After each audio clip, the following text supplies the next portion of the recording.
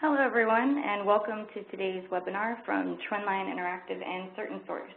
My name is Lisa, and I'll be moderating today. During the webinar, all lines will be muted, but if you have any questions or comments, please send them via the WebEx chat for the Q&A at the end.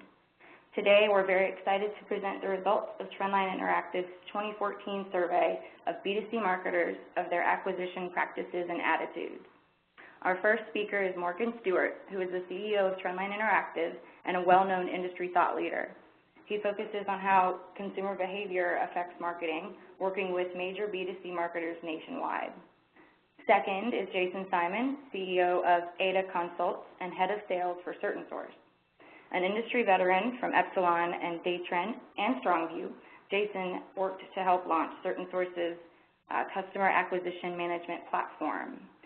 And speaking last is CertainSource CEO Neil Rosen, who is the author of Chatter Marketing and Putting the R Back into CRM.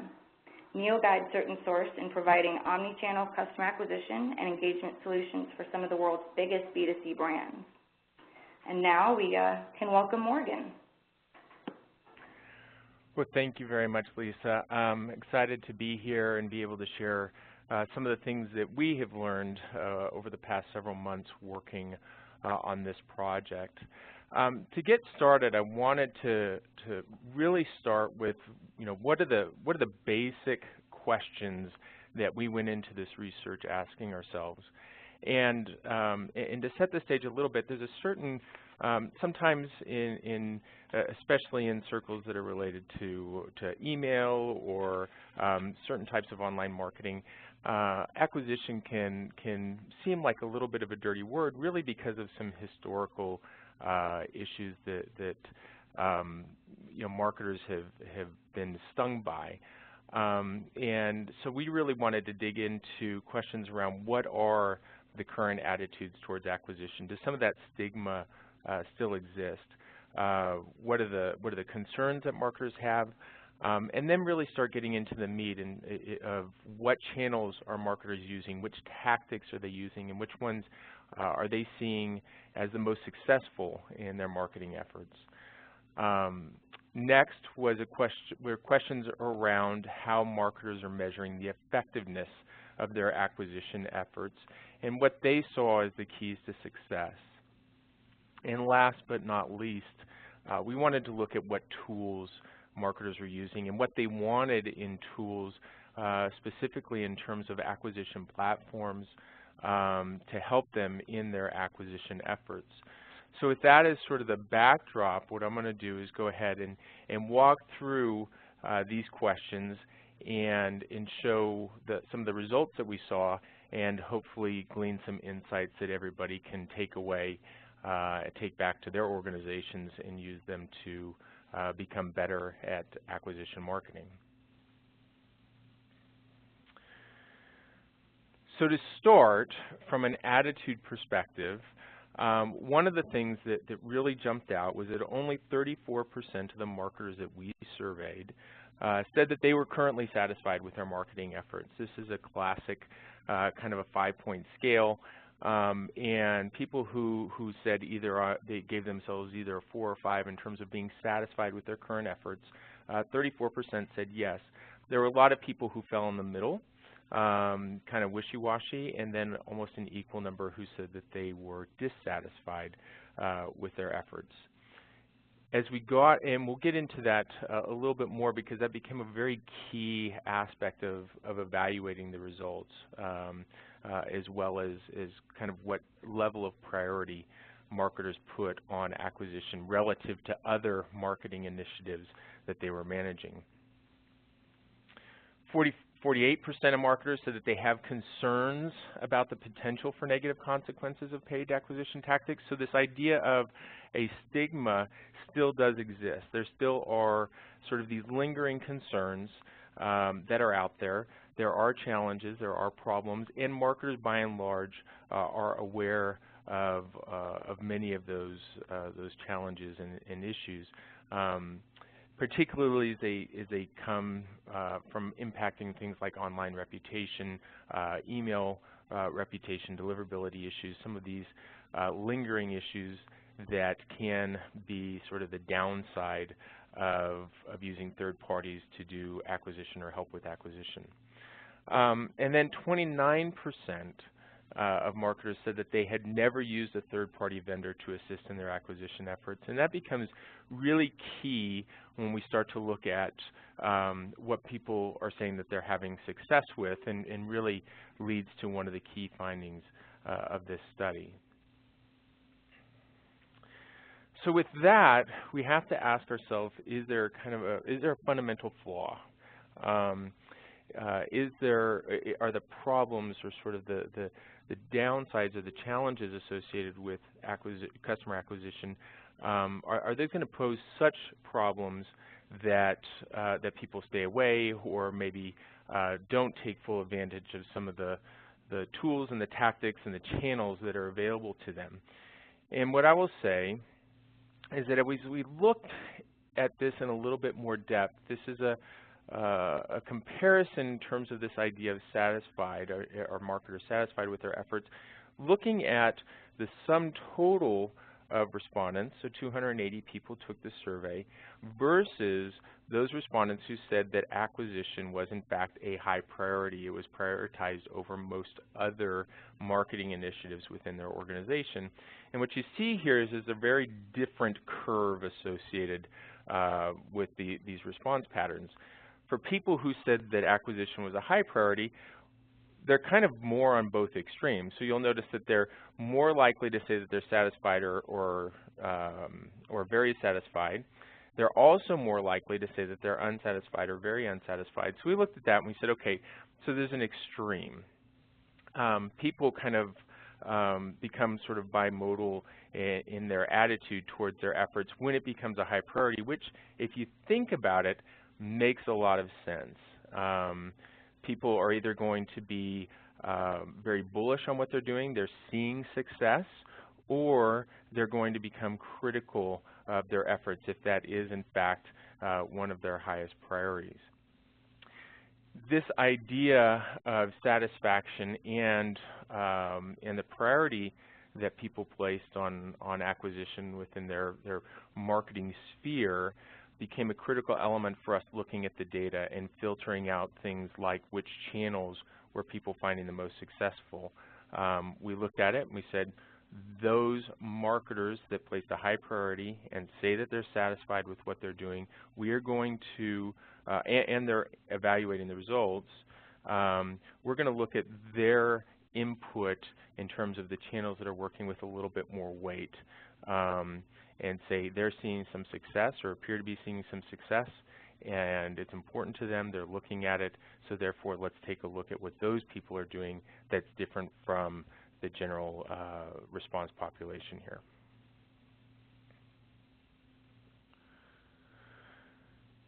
And so if I look at this in sort of a summary, and as we look through the data, really what we walked away with from an attitude perspective was, yes, there are some challenges associated with acquisition, online acquisition, paid acquisition, those sorts of activities, but those marketers, many of those marketers that place a priority and really emphasize that aspect of their marketing programs are seeing success.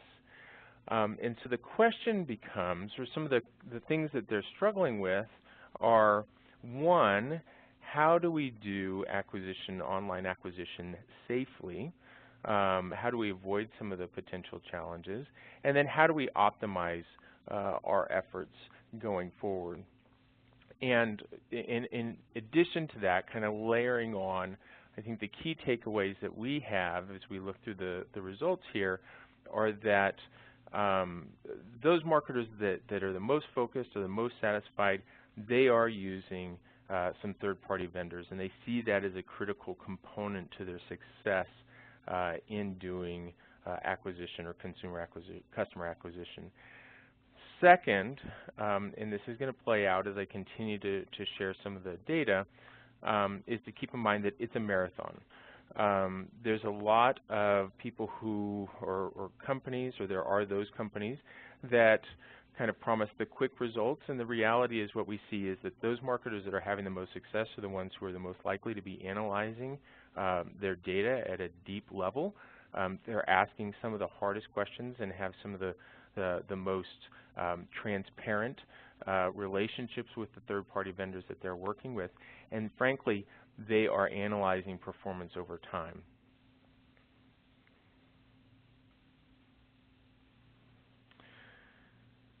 So as we move on, wanted to just give it a high level, some of the channels that that marketers are using. And as you see here, basically things like a website, collecting names on websites, collecting names through social media, and then using email to do acquisition, organic search. If you look at the top of this chart, these are all basically organic acquisition methods, right? So the idea is that you're doing activity online, and through that activity, we're going to get people to register, sign up, become a lead, become a customer, whatever the case may be. And then if you look at the bottom of this chart, more of the paid efforts, so things like paid search, mobile media, are used by fewer of the marketers that we surveyed. Now, if we dig into this a bit more, we went into specific tactics. And at the top of this list, what you see is that 41% of marketers we surveyed are using online display in order to drive online registration. This was the most commonly cited acquisition tactic used in our survey.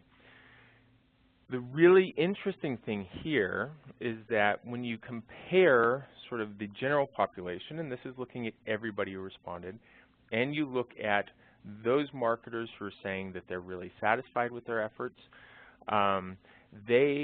those satisfied marketers, those if you want to say successful marketers, if you will, are using online display 66% more. So over 60% of marketers who are satisfied with their efforts are using online display. That to me suggests that this is a tactic that people who are really focused on it are experiencing some success with. If you go second on the list, you have paid placement on social media, another paid tactic. However, we saw absolutely no difference in the percentage of the general population versus those satisfied, more successful marketers who are using this tactic. And so when you see that, you have to ask, is this sort of a me too, right? Or is it being optimized to its fullest extent? This can be interpreted as one of those tactics that, hey, we need to use social media in order to do acquisition, but and in my personal experience, it's a tactic that can be very successful. It can also be very misleading because you'll get numbers, but the quality of those numbers may or may not be there. So to build on that kind of idea of this difference between the more successful and attuned marketers versus those marketers who weren't satisfied, we've looked at those tactics that are being used a lot more by the marketers who are satisfied with their acquisition efforts. And what you see is really three tactics jump to the top of the list in terms of these folks are doing it, I should say, experience more success with these tactics. So paid search, driving to a sign-up form, mobile media, and online display are the three tactics that we see are used a lot more by those marketers who are satisfied with their efforts. Again, this to me suggests, or really as we looked at the data, suggests that these tactics, there's some secret sauce in there. They're working. And the people who are really leveraging these tactics are seeing success that maybe some other marketers aren't seeing. So if you were to take kind of your list of, hey, here's three different tactics that we should be considering putting into our mix, these are the three that I would say to start with that should really pop to the top of your list.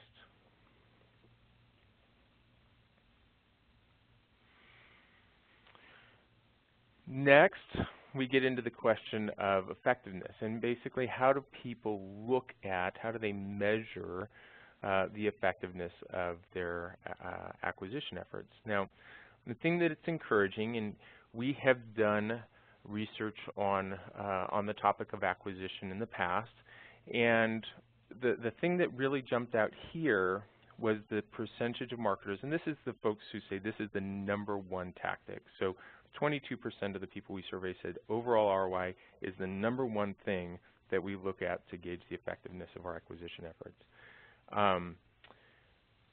The thing that really stands out here is how low quantity is on this list. So only 8% of the marketers we surveyed said that they look at quantity as a primary measure of their of the effectiveness of this line of marketing. So the way I look at that, and you look at quantity and then all the overall ROI, revenue, the quality of leads, conversion, all of these are much more qualitative metrics, right? Are we getting good leads? Not just are we getting a lot, but are we getting good ones? This suggests to me that there really has been a maturation of in the marketplace in terms of how marketers are approaching acquisition. It's no longer just a numbers game. It's very much a quality game.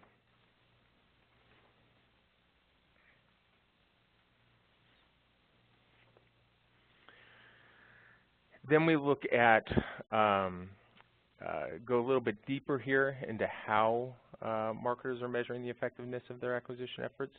And really what we're trying to get at here is at what level are they looking at these things. So they're looking at ROI, they're looking at conversion, they're looking at lead quality, but at what level are they really tracking that? And you see here there's sort of, if you look at the top 3, tracking the individual campaign performance, then next is tracking individual source performance, and then tracking vendor performance. There's sort of a degree of complexity there that you see. It's easiest to track campaign level performance. It becomes more difficult to track source. You have to insert source codes and have those associated with every data point that are coming in. And then vendor performance is only being tracked by 1/3 of the marketers that we surveyed here. So the thing that I think is important is to think as we get into, is really think about how do we improve and optimize. One of the things that we find really critical is that providing feedback to third parties, providing feedback to the vendors that you're working with from an acquisition perspective is really important, and so that 2/3 of marketers essentially aren't looking at vendor level performance. That raises a little bit of concern. We need to look the next level deeper so we can give those third-party partners or vendors or whatever feedback on, this is good, you're doing maybe better than some of the other vendors that we're working with, you're doing worse, and here's what we think you can do to improve. Last, and really concern here, is that 20% of marketers say that they're just not tracking the effectiveness of their acquisition efforts at all. That is this is our group of marketers who are just operating on blind faith. And anytime we operate on blind faith, there's really a risk of being wasteful with money, and especially in this area where there is some concern of certain vendors not performing or delivering bad leads or that sort of thing. You're really setting yourself up to be taken advantage of. Let me go ahead and move on to slide 13, challenges. And we wanted to get at this aspect of what are the biggest challenges that marketers have in this space. And if you look here, the largest challenges really have to do with resources, whether those resources come in the form of budget, whether they come in the form of time, or they come in the form of qualified staff and people. those are far and away the biggest challenges. The rest of them there in terms of tools, analytics, strategy, that starts to stabilize a little bit. So it really is a matter of, do we have the ability and the resources that we need to do acquisition well?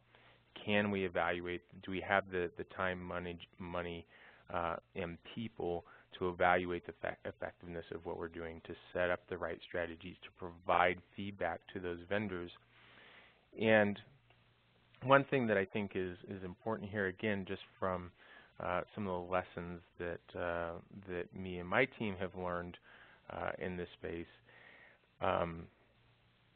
is that in order to get those resources, you have to be doing the analysis and showing that, hey, there is positive ROI here.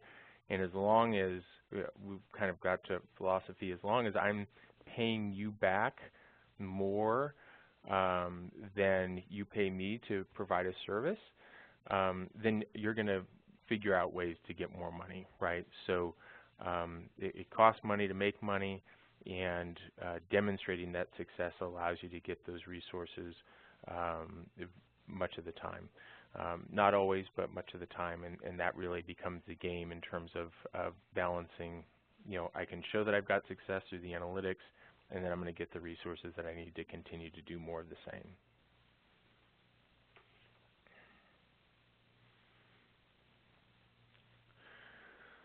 Moving on, slide 14. So what would you consider to be the challenges in improving your acquisition efforts? And what we're doing here, in the last slide, basically, if you recall, showed just what people said was very challenging, so the top things. But then we also had people could answer, something was somewhat challenging or not challenging. What's interesting to look at here, first off, is the idea of what percentage of people said something wasn't a challenge at all. So again, you look at that budget, only 9% of people said resources in terms of time was not a challenge. But I think the really interesting thing on this slide is that very last line. So the assessment of high value leads versus marginally engaged leads. That had 65% of folks said that was somewhat challenging for them. And the way that we interpret that is really to say that this is an emerging challenge. So there's a lot of focus on, hey, I've got really bad leads, I've got really good leads.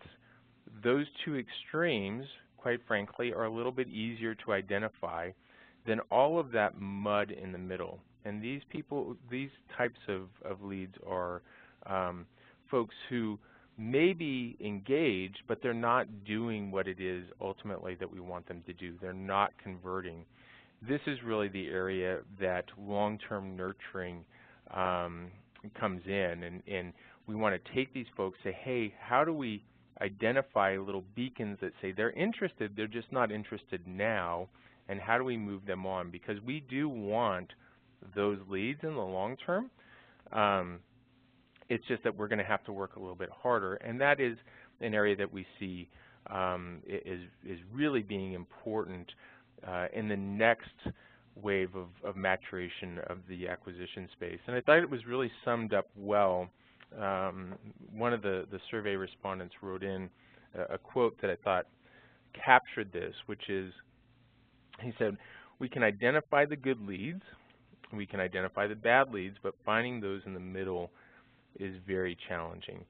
And so I think from a tools perspective, from a platform perspective, trying to figure out how do we optimize for this middle ground is going to be absolutely critical moving forward.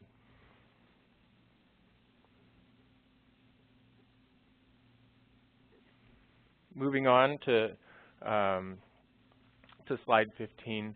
From a tools perspective, we wanted to understand what are the additional tools that people need in order to help in these acquisition efforts.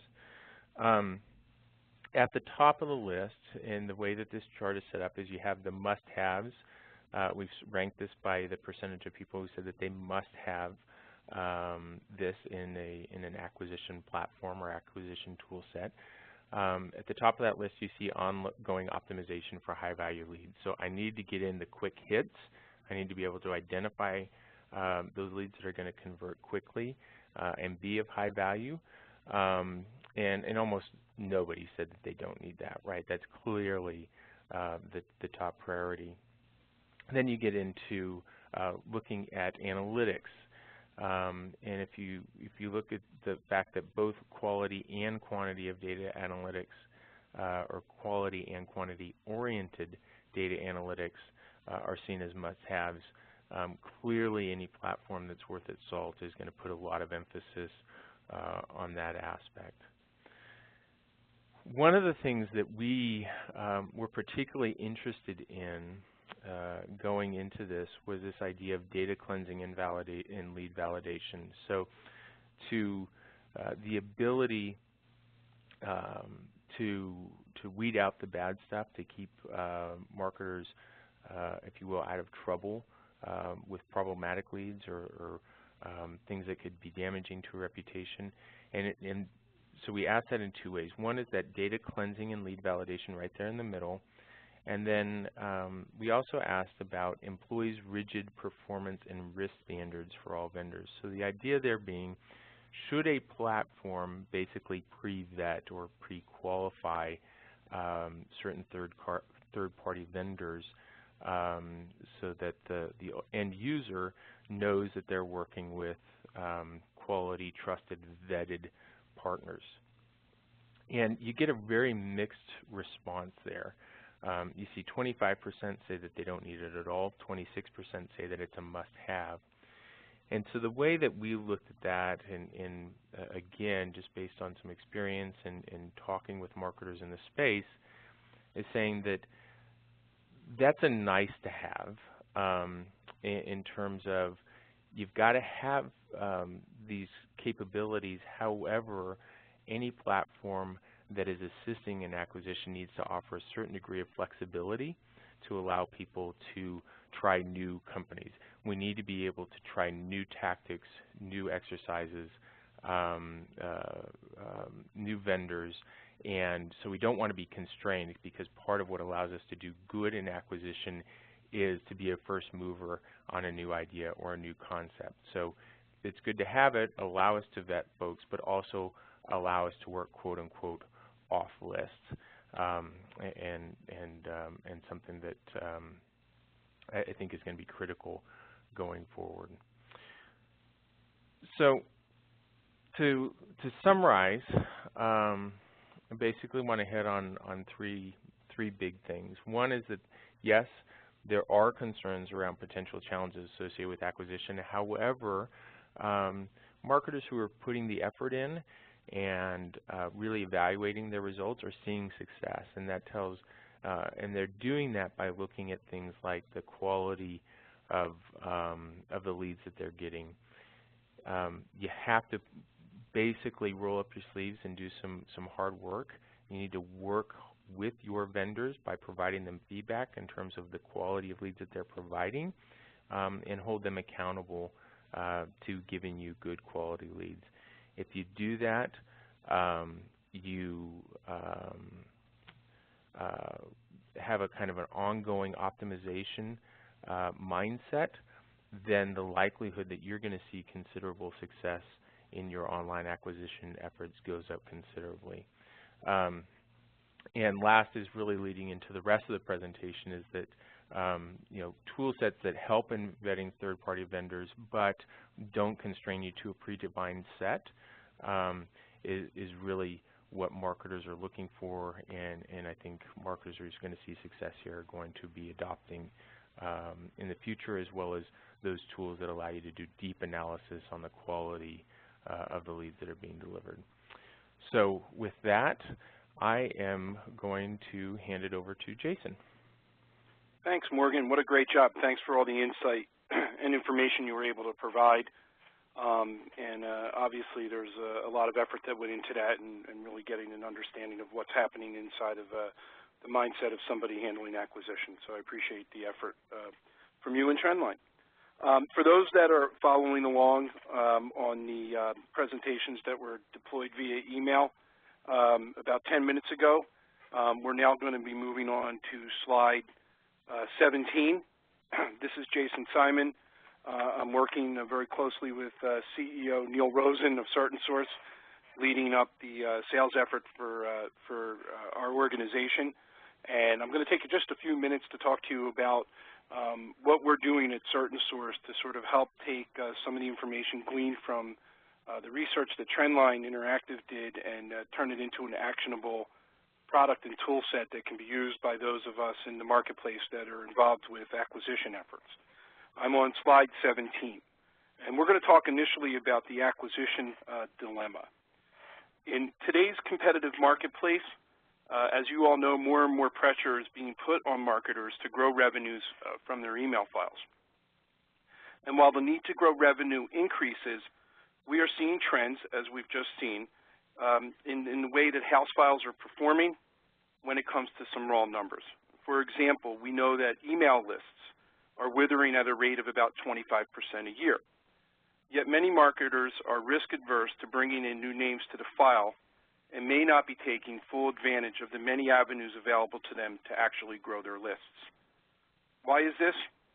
Because while new leads that hit the CRM system can help defeat attrition and offer revenue growth opportunity, they also come with many questions. Is there an increased risk when it comes to deliverability? What costs would be associated with acquisition media? How will those new names perform once made part of our ongoing messaging sequence? Our house files tend to quell many of those concerns, despite the constant loss of names. For example, most email marketers have conquered deliverability issues and have reduced this as a risk. Not wanting to introduce a new risk into their programs, many email marketers are facing a dilemma. How do I grow my list and generate more revenue while mitigating the risks associated with acquisition? I'm now transitioning to slide 18. Another challenge facing marketers is the infrastructure of their organizations. The chasms that exist between acquisition and CRM can influence how acquisition is seen and managed within an organization. House files are an owned media that are almost always managed on a technology platform. Think of a CRM, ESP, or similar database tool. Conversely, acquisition programs are a rented or purchased media. Think display, co-registration, Facebook, mobile, and almost never involve what we'll call a real platform or a single platform of management. But media buys that are often managed through a web of tools and technologies that aren't congruent with your aforementioned CRM. Additionally, house files have a known quality. You know your database and the consistency of performance. Based on mountains of performance data, many of us can accurately predict how segments will perform and what offers to share with them. However, with acquisition, new prospects will enter your messaging stream and may not be ready to purchase just yet. Not knowing how they will respond can be a challenge. Lastly, there are typically high levels of deep insight into your house file. As I mentioned, performance metrics and to some degree predictability allow for a stable revenue stream, whereas acquisition programs are managed through multiple media companies and channels where the quality of the sources gets obscured as media firms work to move inventory. This makes the challenge of managing acquisition very difficult and hard to decipher. I'm now transitioning to slide 19. Optimization ad absurdum. As a result of what I've just described, marketers do spend more and more effort on optimizing against the existing house file by testing subject lines, creative and design elements, because the known quality of the names tells them to do this, whereas names added through acquisition can be more difficult to segment, manage, and engage. Slide 20. Acquisition ad nauseum. On top of that, often media firms will share the channel but not the specific source that is generating the highest performing leads. Sources are defined as the URLs where the prospects come from. And frankly, some sources are indeed better than others. Media companies are focused on hitting the right cost per lead numbers making it in the interest of media companies to mix in some lower quality sources with higher valued sources to achieve a balance in their clients' budget requirements. But to do this, you can put the wrong leads into your CRM and make a difficult challenge even harder. Slide 21. But what if there was a tool that let you manage omnichannel media buys in a systemic manner? And what if this tool could identify the specific sources that generated the highest quality prospects? We at CertainSource refer to this category of tool set as Customer Acquisition Management, or CAM, which we see as a natural complement to existing customer relationship management tools, as I mentioned earlier. Transitioning to slide 22. CertainSource Acquire is designed to give B2C marketers a SaaS tool that allows them to manage omnichannel email acquisition that is media and vendor agnostic. Email addresses that are collected via co-reg, display, mobile, social, web, and more have their high-performing sources that result in high-value customers that will generate from your business identified.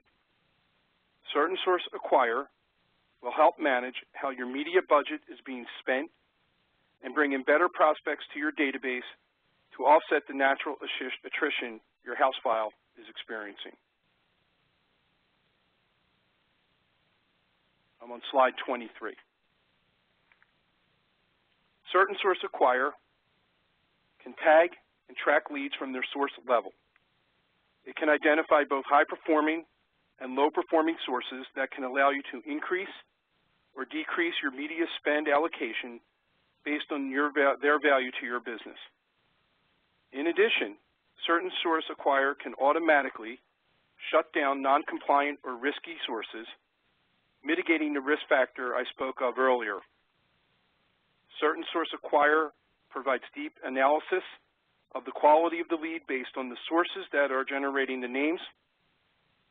This is done through a series of messages that are deployed to all incoming leads through CertainSource Acquire, and that allows the tool to understand performance of the lead and its source based on how they are engaging with your brand before they hit your CRM system.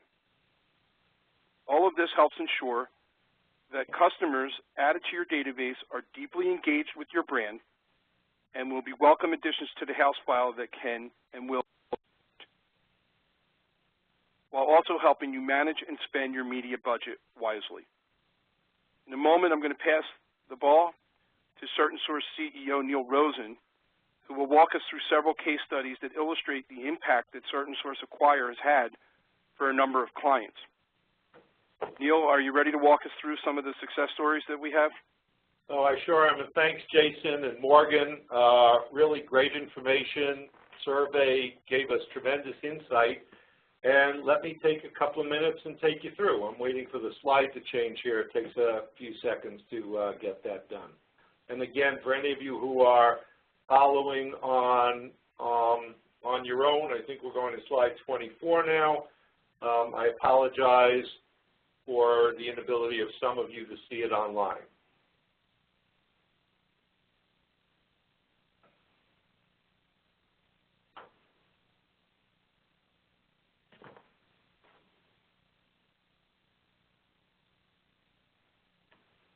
Okay, so CertainSource is the first CAM solution that is in the market, and there are two critical must-haves. And I think Morgan and Jason both spoke to this. What marketers really want is pretty simple. They'd love to be able to acquire new customers that mimic the top-performing customers they already have. And what that means to them is a group of customers that perform really well and that provide no risk.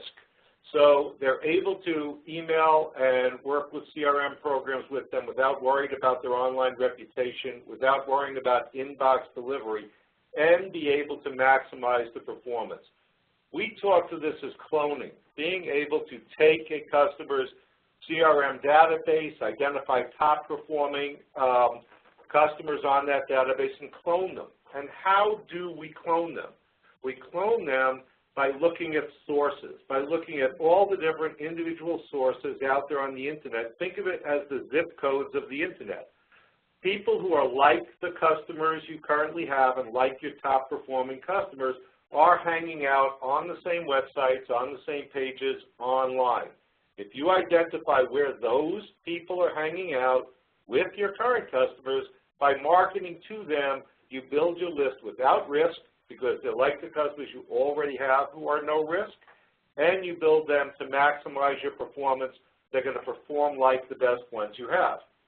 Now, we have studied between 10 and 15,000 different lead sources online, and we've identified that it's about 18% of those lead sources that really generate high risk in terms of a client's online reputation, having inbox delivery problems, the things that are really worrisome. 18% doesn't seem like a lot, but when you're on the end of that reputation problem, it doesn't matter if it's 1% or 50%, you have to deal with a long-lasting problem. So being able to identify on the platform the 18% that are risky and eliminating them really minimizes risk for the marketers using the platform. Then in addition, we've identified about 32% that are high performing. And these 32% may be different for different customers depending on the market vertical they're in, the size of the company and what they're doing. But 32% is a pretty nice number. And again, if you can identify the 32% of the lead sources that can really perform well and without risk for your brand, there are a tremendous amount of leads able to come through from those sources. Enough leads to not only make up for the attrition, but also to help you really grow your business. So when you put this together and eliminate the risky sources, focus on the high-performing sources, clone your database, what do the results look like? So one of our clients, Palm Beach Jewelry, increased their ROAS 220% in 6 months with no risk to their database. So eliminated risk and was able to increase their ROAS while building their database. And that's what's important, while building their database, not by acquiring 1 or 2 or 5 or 10 or 50 or 100 new email addresses or subscribers or customers in a given month, but thousands in a given month. Another example would be an international direct marketing company, one of the biggest in the world, acquiring new customers using triple qualification of leads. So every lead that comes through the platform is triple qualified through custom email cascades that really identify and confirm their interest in the customers, in this company's product, and then produced a prospect database growing larger and more qualified over time. So one of the points that was brought up by Morgan and Jason was, you know the people who become customers immediately, but what about the borderline people? What about the people in between who, with a little more nurturing, would take that next step? That's one of the things that this company uses the platform for. They had an 80% reduction in their cost per application in a 6-month period. And the application is really, for this company, more of a registration for the company's products and to get their email and things like that. And they built a huge database of people who have confirmed interest but have not yet been triple qualified that can continue to be nurtured to bring them into their CRM program. Increased their monthly acquisition 10 times. And just to give a feel for scale, with a company like this, we're talking about in the neighborhood of 20,000 new registrations per month coming off of the Acquire platform. Another example, and I am now on slide, so I'm on slide 27 now, is a national home warranty provider, of which there are many. And we were able to reduce their cost per application 77% in 6 months. How did we do that? We tested 113 unique lead sources specifically for this client.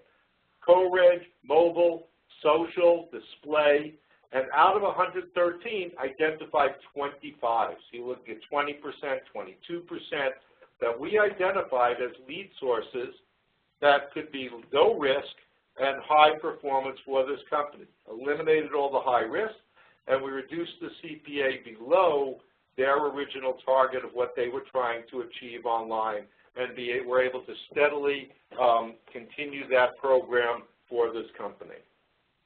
Another one, Lisa? So here we are with a life insurance company, global life insurance company. Again, one of the largest, most respected life insurance companies in the world. For them, we tested 2,265 unique lead sources and identified 334 top performers. One of the things that's really interesting here is by testing all those lead sources at fairly low volumes, we are able to really take that client's budget and target it on the best performing lead sources.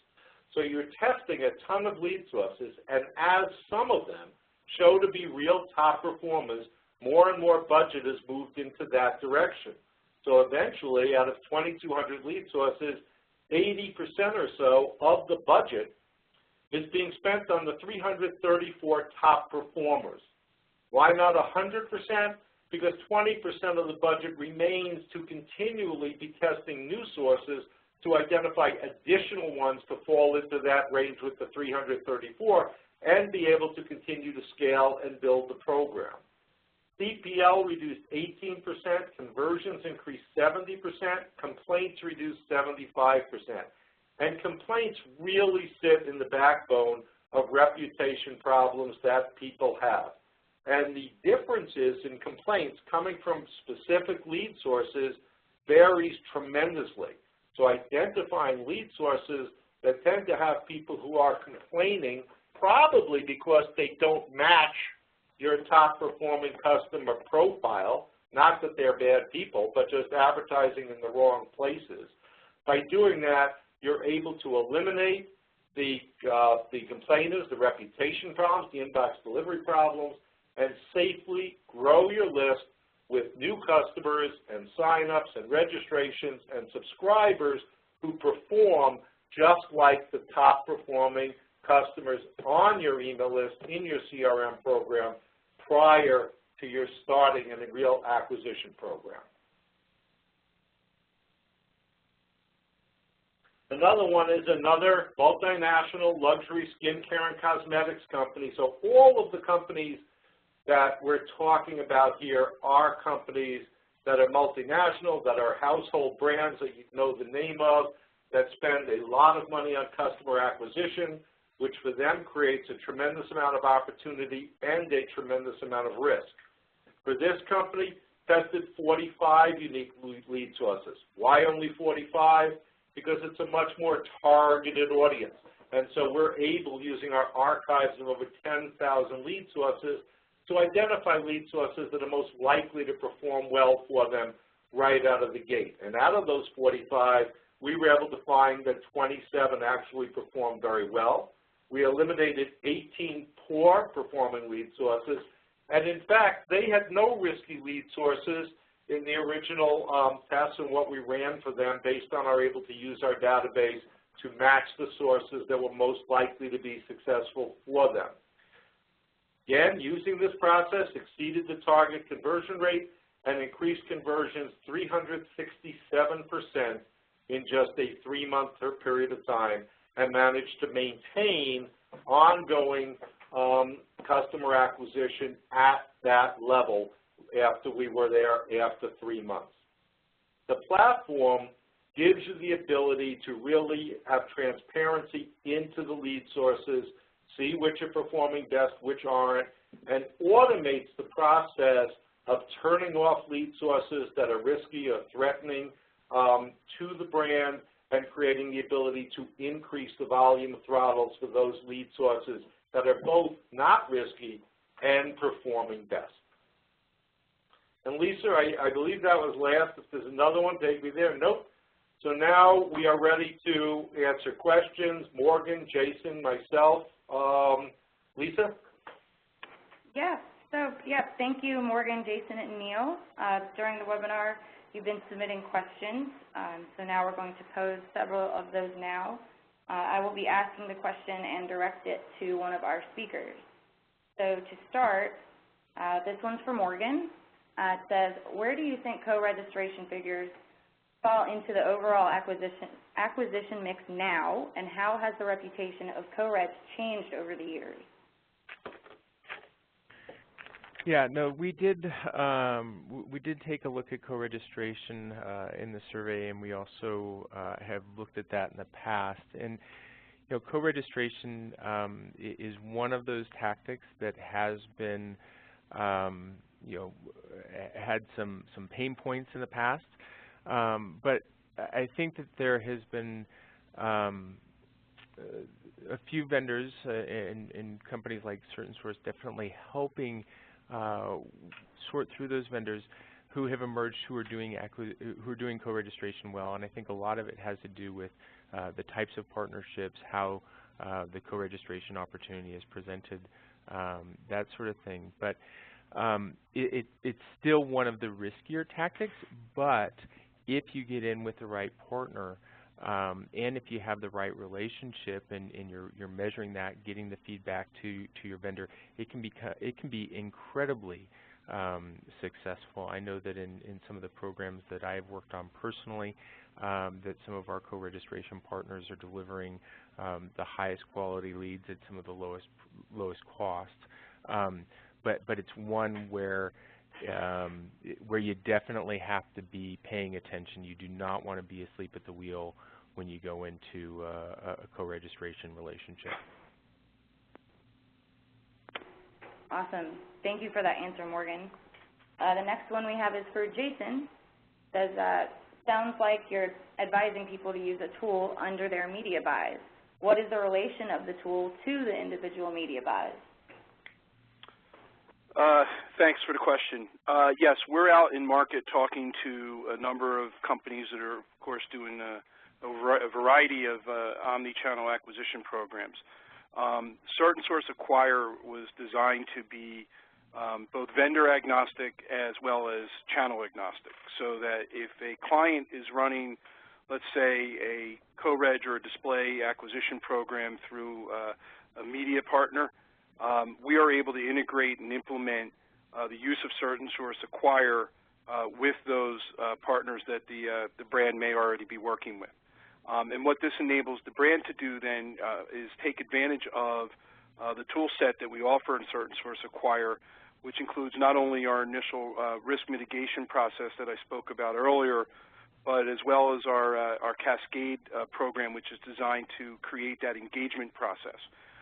When we do this and we allow those other vendors to be part of the platform for the purposes of getting the prospect to engage with the brand, we're able to give folks a lot of insight on how those sources are performing across various medias. And so, for example, we have something called a source scoring report, which gives the break-even CPL on a program by vendor, by source, so that we can help our clients negotiate perhaps a more favorable rate for sources that might exist on a bubble. The whole idea is to allow insight into the acquisition performance that's occurring. So to go back to your original question about, we're advising clients to utilize the platform across all their media buys so that they can become ultimately not only more efficient in how it is that they're buying media and how they're spending their dollars, but also to create a more likely action with that lead once it moves into the existing database. I think Neil spoke to that a little bit when we went through some of the case studies about the idea of cloning the file. So yes, all media channels and all folks that our brands are working with are absolutely able to integrate with the tool and implement into our program. Great. Thank you for that answer, Jason. This next question is for Neil.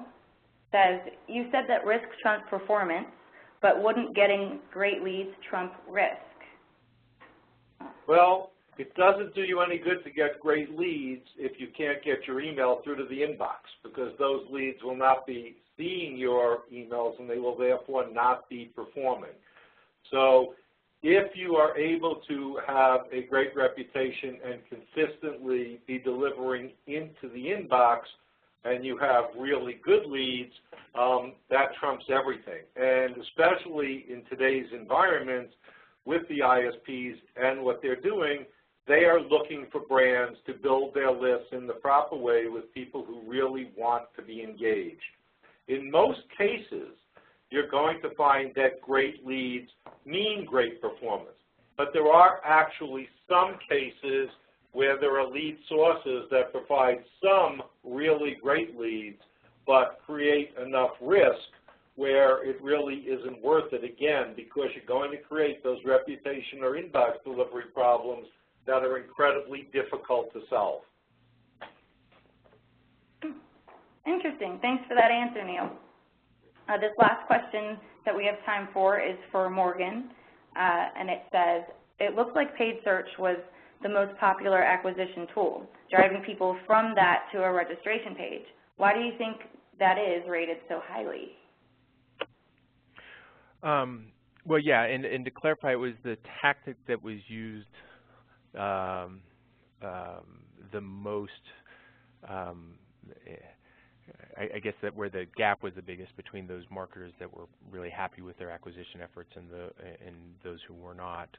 I think it was used by 41% of marketers satisfied with their acquisition efforts. And look, the reality is paid search, you're already getting somebody who is interested, right? By virtue of the fact that they have initiated that search, you know what they're interested in, and by capturing that name, essentially what you're doing is you're putting that long tail on, right? The long tail that you know, Chris Anderson kind of made famous in his book, and that marketers want to strive for, which is, okay, how do I take, into what Jason was talking about, how do I take my rented eyeballs, if you will, that I'm doing through general top line type of marketing, how do I take that money and convert it into an ownable asset?